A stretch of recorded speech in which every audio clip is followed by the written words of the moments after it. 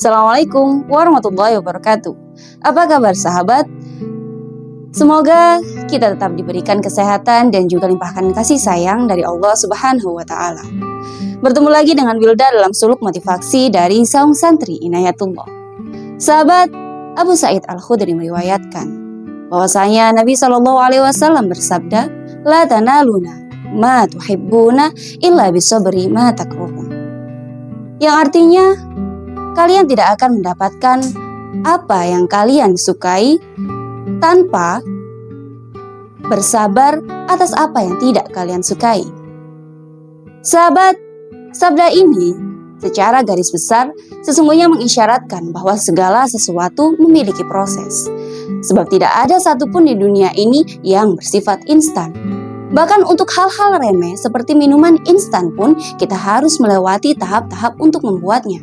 Kita harus mempersiapkan gelas, memasak air untuk menyeduhnya, atau menambahkan es batu jika ingin minuman kita dingin, dan seterusnya. Dan semua tahap demi tahap itu harus kita lakukan berurutan sesuai dengan tata urutannya agar kita mendapatkan sesuai dengan apa yang kita inginkan. Allah Subhanahu wa Ta'ala sendiri menyatakan bahwa semua harus berproses dalam Quran surat Ar-Ra'd ayat 11 yang berbunyi, "A'udzubillahi minasyaitonirrajim. Innallaha la yughayyiru ma biqaumin hatta yughayyiru ma bi anfusihim." Shadaqallahul azim. Yang artinya, sesungguhnya Allah tidak akan merubah keadaan suatu kaum hingga mereka yang merubahnya sendiri. Ayat ini bukan berarti Allah tidak bisa mengubah keadaan suatu kaum begitu saja. Karena bagi Allah, mengubah sesuatu jauh lebih mudah daripada kita membalikkan telapak tangan.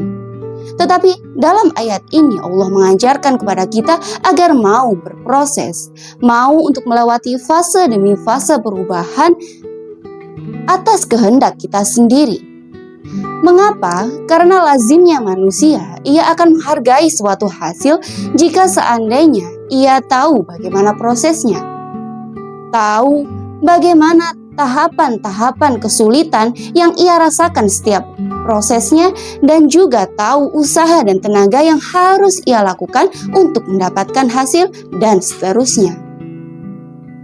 Misalnya saja, seorang penghafal Al-Quran, ia tentu tidak akan dengan mudah melepaskan hafalannya jika seandainya ia ingat betapa sulitnya ia mengumpulkan semua hafalan-hafalan itu. Betapa sulitnya ia menekuni, menelateni, dan juga bersabar untuk bangun di malam hari agar bisa menghafalkan firman-firman Allah tersebut. Dan ia pun ingat bahwa akan sangat sulit untuk mengembalikan hafalannya seandainya ia kehilangan hafalan tersebut. Atau seorang alim, orang yang berilmu, tidak akan membiarkan ilmunya tidak bermanfaat karena ia tahu seberapa besar usaha yang ia lakukan dan seberapa banyak waktu dan masa muda yang ia habiskan hanya untuk mendapatkan ilmu yang ia miliki sekarang. Surga pun tidak akan kita dapatkan secara cuma-cuma. Kita harus melewati usaha dan juga rasa sakit yang luar biasa ketika melawan hawa nafsu dan diri kita sendiri.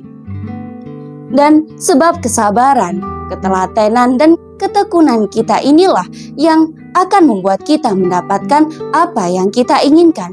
Bahkan mungkin jauh lebih banyak dari apa yang kita harapkan. Sahabat, ingatlah bahwa usaha tidak akan pernah mengkhianati hasil. Semakin maksimal usaha yang kita lakukan, semakin sempurna pula hasil yang akan kita dapatkan. Sebaliknya, jika kita melakukan usaha secara asal-asalan, bisa jadi kita hanya mendapatkan hasil yang sedikit atau bahkan tidak mendapatkan apapun yang kita harapkan.